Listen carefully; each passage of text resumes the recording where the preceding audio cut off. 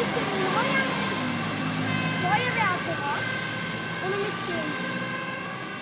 Ja, das neue kommt erst Ende September.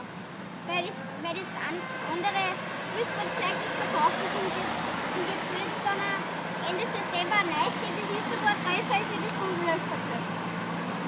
Jetzt zumindest.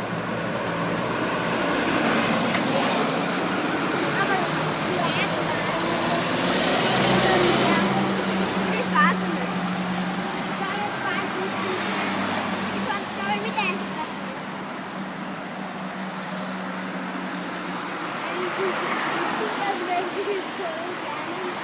Naja, das sind lauter. Das ist der Kommandant jetzt. Mit dem weißen Wein. Ja, auf die Seite, die auch. Aber das ist nicht so lang.